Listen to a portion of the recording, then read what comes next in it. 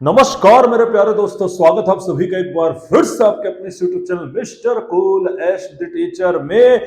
दोस्तों थंबनेल देख करके तो आप समझ ही गए होंगे कि ये चर्चा कितनी महत्वपूर्ण होने वाली है और आशा करता हूं कि आपने ये दोनों वीडियो जरूर देख ली होगी। क्या है ये दोनों वीडियो दोस्तों? ये है DEd versus DEd WPS number 925 2025 की लाइव हियरिंग। जैसा कि मैंने आप लोगों से कल से वादा किया हुआ था कि इसकी सबसे पहले और सबसे तेज जो लाइव हियरिंग है वो आपको मेरे चैनल पर देखने के लिए मिलेगी और वैसा ही मैंने दिखाया भी दोस्तों, तो जाकर के उसे देख लीजिएगा, फिर इस वीडियो में आइएगा, आपको चीजें और अच्छे तरीके से समझ में आएगी। तो चलिए दोस्तों, सबसे पहले तो मैं आपको बता दूं कि दो चरणों में आज की सुनवाई हुई, एक तो बिफोर लंच और दूसरा पोस्ट लंच। तो एक एक करके चीजों को हैंडल करते हैं कि आखिरकार क्या हुआ, क्या छठवीं सूची को लेकर के कोई चीज हमें यहां पर पता चली। तो चलिए दोस्तों शुरू करते हैं। सबसे पहले अगर हम लोग बिफोर लंच की अगर हम बात करें दोस्तों, तो सुनवाई शुरू होती है।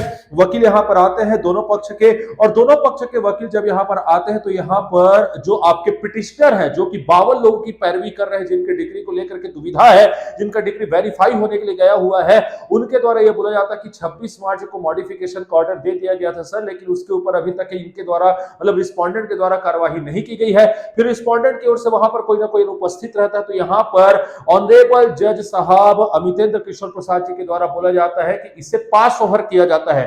अब यहां पर कुछ लोगों ने मुझसे दोपहर को एक क्वेश्चन किया था कि सर ये पास ओवर का मतलब क्या होता है, तो मैं आपको बता दूं दोस्तों, एडजॉर्नमेंट और पोस्टपोन जब हम हाई कोर्ट में या डिस्ट्रिक्ट कोर्ट में या किसी भी कोर्ट में जब किसी मैटर को किया जाता है, तो इसका मतलब होता है कि उसकी सुनवाई को अगले दिन के लिए या किसी और डेट के लिए टाल दिया जाता है।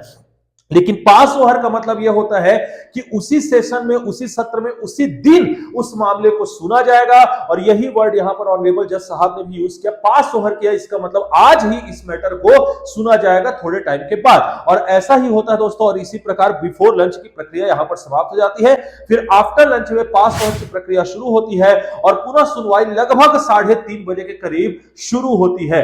यहां पर जैसे ही सुनवाई शुरू होती दोस्तों, अगेन पिटिशनर के द्वारा, जो कि जिनके पास ऐसे बीएड और डीएड दोनों की डिग्री है, जो कि याचिका करता है, उनके वकील के द्वारा यह बात बोली जाती है कि सर वेरिफिकेशन सब हो चुका है, मैं बस ऑर्डर को मॉडिफाई करवाने के लिए आया हूं। कैसा ऑर्डर को मॉडिफाई? तो मैं आपको बता दूं दोस्तों, पिछले बार जो रिस्पोंडेंट है, अर्थात सरकार की तरफ से बात बोली गई थी, जज साहब से रिक्वेस्ट किया गया था कि 2615 लोगों को जो नियुक्ति पत्र है वो बांटे जाने की, उन्हें नियुक्ति पत्र दिए जाने की अनुमति हमें प्रदान करे। बाकी इनके लिए अभी हम सीट को रिजर्व रखेंगे, जब इनका डिग्री वेरीफाई होकर के आ जाएगा तब फिर हम इनको भी नियुक्ति दे देंगे। तो यहां पर पिटिशनर के द्वारा यही कहा जाता है कि भैया उस ऑर्डर को मैं मॉडिफाई करने की मांग चाहता हूं सर, और मैं चाहता हूं कि इन 52 लोगों को भी अब नियुक्ति प्रदान कर दी जाए। तो यहां पर जो रिस्पोंडेंट के वकील है, उनके द्वारा एक बात कही जाती है कि सर हमारा रिप्लाई रेडी नहीं है। जी हां दोस्तों, आपने बिल्कुल सही सुना, यहां पर रिस्पोंडेंट के द्वारा यह बात कही जाती है कि सर हमारा रिप्लाई रेडी नहीं है। वेरिफिकेशन जैसे ही हो जाता है, वेरीफाई होकर के रिजल्ट जैसे ही आ जाता है, वैसे ही हम इनको नियुक्ति दे देंगे, और लेकिन अभी हमारे पास रिप्लाई जो है हमारा रेडी नहीं है। तो यहां पर ऑनरेबल जज साहब के द्वारा बोला जाता है कि भाई आप ऐसा क्यों कर रहे हैं, जल्दी से इस मैटर को करिए। और हां, हालांकि वो अपना ऑर्डर भी लिखवा देते हैं कि जिसमें यह बोला जाता है कि पिटिशनर के द्वारा यह मांग की जा रही है कि ऑर्डर को मॉडिफाई किया जाए, वहीं पर रिस्पोंडेंट के द्वारा यह बोला जा रहा है कि हमें थोड़ा सा और टाइम दिया जाए। यह ऑर्डर वो लिखवाते हुए यहां पर नजर आते हैं दोस्तों जज साहब। फिर यहां पर जज साहब के द्वारा एक बहुत ही इंटरेस्टिंग बात बोली जाती है, वो बोलते हैं कि इस मामले को भैया जल्दी से आप लोग निपटाइए, जल्दी से इस चीज को करिए, ऐसे में तो फिर ये केस कभी खत्म ही नहीं होगा।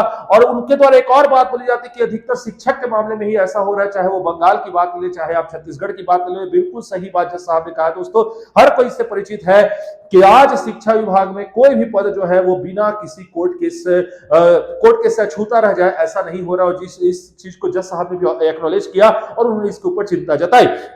फिर यहां पर हम देखते हैं कि यहां पर एक इंटरव्यून भी आ जाते हैं। जी हां दोस्तों, थर्ड पार्टी आ जाती है, जो कि ये दावा करती है कि सर हमें नियुक्ति प्रदान नहीं की जा रही, हम वेट करें। तो यहां पर जज साहब के द्वारा एक बात बोली जाती है दोस्तों कि उनका नंबर आपसे ज्यादा, जो 52 लोग जो वेट कर रहे हैं, तो उन लोग के रहते आपको कैसे नियुक्ति दी जा सकती? तो आपको भी हम सुनेंगे 5 मई को, और इस प्रकार जो अगली डेट है दोस्तों वो 5 मई के लिए मुलतवी की जाती है।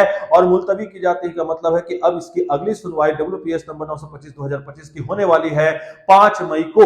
इस प्रकार दोस्तों जैसा कि मैंने आप लोगों से बोला था सुनवाई तो हुई, लेकिन चूंकि यहां पर रिस्पोंडेंट का रिप्लाई रेडी नहीं था तो अब इस मामले को पुनः सुना जाएगा 5 मई को।